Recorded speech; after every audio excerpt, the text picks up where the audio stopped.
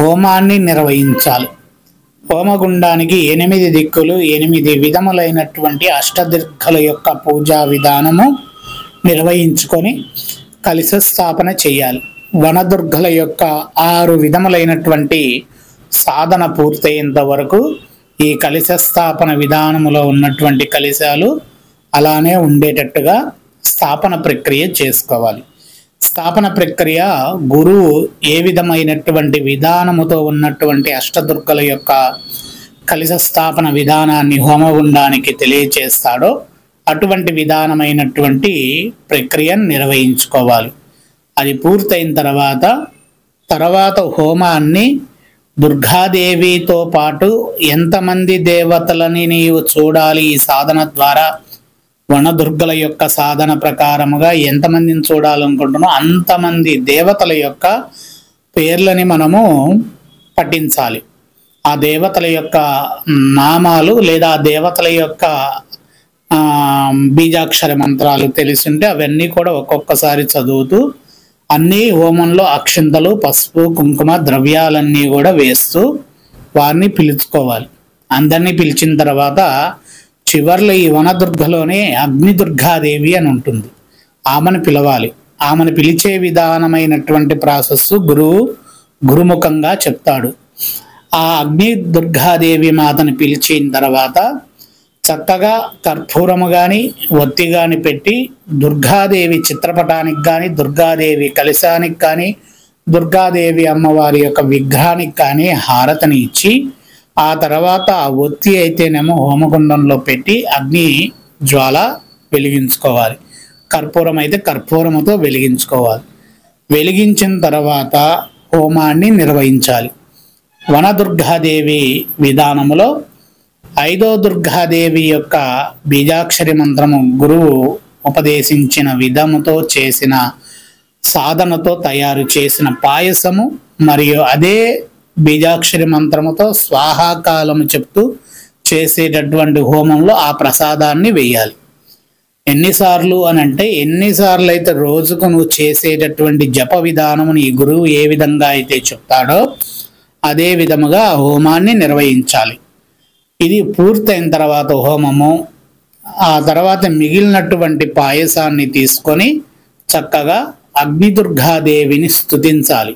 అగ్నిదుర్గాదేవి మంత్రము గురువు ఉపదేశించిన తర్వాత ఆ పాత్ర తీసుకొని అగ్నిసాక్షిగా తయారైనటువంటి పాయసము, అమ్మవారికి సమర్పించినటువంటి పాయసము ఆ సాధకుడు స్వీకరించేటప్పుడు, తల్లి ఈరోజు నేను ఎంతమంది దేవతల యొక్క పేర్లు చెప్పి నీకు హోమాన్ని నిర్వహించానో ఆ దేవతలందరూ కూడా నేను పిలిచినప్పుడు నాకున్నటువంటి 5 రకముల యొక్క యోగముతో వారు కనిపించాలి. ఒకటి నేత్ర దర్శనము, అంటే నేత్ర దర్శనములో 2 విధములు చేసుకోవచ్చు. స్వప్నంలో నిద్రించేటప్పుడు పిలుచుకొని కళ్ళు మూసుకొని ఆ దేవతతో చూసే విధమైనటువంటి యోగాన్ని పొందవచ్చు. ఇంకొకటి నేత్రాలు తెరిచి ఉన్నప్పుడు, కళ్ళు తెరిచి ఉన్నప్పుడే ఏదైనా దేవతా విగ్రహాన్ని చూసేటప్పుడు ఆ విగ్రహంతో ఉన్నటువంటి ఆరాశక్తి, ఆ యంత్రశక్తి, ఆ దేవాలయంలో ఉన్నటువంటి ఏ విధమైన శక్తితో ఉంది ఆ విగ్రహము అనేటటువంటిది తెలుసుకోవచ్చు. ఇంకోటి వచ్చేసి ఆకాశం వైపైనా చూసి ఆ దేవతను పిలిచి ఆ దేవత యొక్క రూపాన్ని ఆకాశంలో చూసే విధము. ఇంకోటి భూమి గర్భములో అంటే గుంత తీసిన తర్వాత కానీ లేదా తడి నేల మీద కానీ ఆ దేవత యొక్క పేరును అనుకొని ఆ దేవతని చూసే విధానం ఉంటుంది. ఇంకోటి చెవులు, శబ్దం ద్వారా వినేటటువంటి విధానం ఉంటుంది. దేవత కనబడదు, తన మనసులో మాట్లాడుకుంటూ ఉంటాడు. దేవత మాట్లాడే విధానము తనకు మాత్రం అనిపిస్తుంది, అవతల వాళ్ళకి చెప్పగలుగుతాడు. తన యొక్క శరీర ఆరాశక్తి యొక్క ఆవభావాలకు ఆ దేవత యొక్క సాధన విధానంలో ఉన్నటువంటి తను ఆ సమయంలో ఏ తీరుగా ఆ దేవతని భావించి చూసుకోగలిగాడో ఆ దేవతతో ఆ భావనతో ఉన్నటువంటి రూప విధానముతో ఉన్నటువంటి శక్తి మాత్రమే అతనికి ఏదైనా సాకారముతో ఉన్నటువంటి విధానము చేయగలిగిద్ది. కానీ ఇట్లా ఊగుతూ పూనకాలు వచ్చి చేసేటటువంటి విధానం అస్సలు ఉండదు. అది శ్రవణ శబ్దం అంటే శ్రవణానందము అంటే అమ్మ మాట్లాడేటటువంటి మాటలు విని ఆనందపడేటటువంటి విధానము ఒకటి ఉంటుంది. ఇంకపోతే ఐదోది నీళ్ళు. మంచినీళ్ళు తాగుతూ మంచినీళ్ళతో కూడా ఆ తాగిన తర్వాత ఆ తాగే ముందు ఆ దేవత యొక్క బీజాక్షరి మంత్రాన్ని స్తుతించి మంచినీళ్ళ బాటిల్తో కానీ చెంబులో నీళ్లు కానీ ఏవైనా తీసుకొని తాగి నోట్లో పోసుకొని ఆ దేవతని మాత్రము ఊహించుకుంటే తన శరీరముకు సంబంధించిన ఆరాశక్తి సాధన యొక్క శక్తి ఈ యొక్క అందమైనటువంటి ప్రకృతి అందమైనటువంటి సృష్టి నుంచి వచ్చేటటువంటి ఒక ఎనర్జీ ఏదైతే ఉంటుందో ఆ ఎనర్జీ నుంచి తన యొక్క శరీరములో ఉన్నటువంటి దేవతని తన శరీరములోనే తను భావించుకొని ఆ విధమైనటువంటి క్రియా పద్ధతులు చేస్తాడు. ఇంకెవరికి చెప్పడు. ఫలానా చోటుకు వెళ్ళి డైరెక్ట్గా ఏదైనా ఎక్కడైనా ఉంది అంటే దాన్ని తీసి ఇవ్వడము. లేదో కొంతమంది ఇప్పుడు కొన్ని విధానాలు చెప్తారు, మాకు ఇంట్లో బంగారం పోయింది, మాకు డబ్బులు పోయాయి, మాకు వేరొక విధమైనటువంటి వస్తువు పోయింది, అది కనబడట్లేదు అన్నప్పుడు ఈ వనదుర్గా విధానంలో ఉన్నటువంటి సాధన ప్రక్రియలో ఉన్నటువంటి సాధకుడు వాటిని గమనించగలుగుతాడు. ఈ వనదుర్గానే వేరు వేరు సాధనల్లో ఉండేటటువంటి వారు కూడా ఉపయోగించుకుంటారు. భైరవ సాధకులు కానీ, హనుమత్ సాధకులు కానీ, శివ సాధకులు కానీ, రుద్ర సాధకులు కానీ, నారాయణ సాధకులు కానీ, లక్ష్మీ సాధకులు, సరస్వతి సాధకులకు చాలా ముఖ్యమైనది ఈ వనదుర్గా సాధన.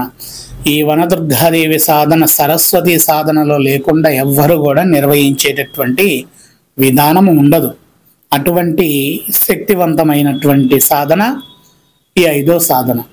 కాబట్టి ఈ సాధనను మీరు పరిపూర్ణమైనటువంటి గురువుని కలిసి తెలుసుకొని మీరు వివరంగా ముందుకు వెళ్తే దుర్గాదేవి మాతతో పాటు మనకున్నటువంటి మన హైందవ దేవతలందరినీ కూడా చూసే విధానం ఉంటుంది.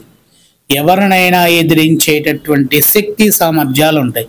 ఎవరినైనా అంటే అభంశుభం తెలియనటువంటి వాళ్ళని కాకుండా వాళ్ళ జోలిపోతే అమ్మవారు మిమ్మల్ని పట్టేటటువంటి విధముగా ఉంటుంది. చెడు విధముతో ఎవరైనా హైందవ విధములో ఉన్నటువంటి దేవీ దేవతలని కించపరిచే విధముగా వెళ్ళేటటువంటి వారందరినీ ఆట ఆడిచ్చేటటువంటి శక్తివంతమైన వనదుర్గాదేవి సాధన. మొదటి భాగము ఐదోది. ఆరో భాగములో చాలా విశిష్టత అయినటువంటి కొన్ని శక్తి ప్రయోగాలు ఉంటాయి. అవి దుర్గాదేవి అమ్మవారి యొక్క వనమూలికలతో చేసేటటువంటి వనదుర్గా తంత్ర సాధన. దాని గురించి ఇంకొక వీడియోలో మీకు తెలియజేస్తాను. శ్రీమాత్రే నమః.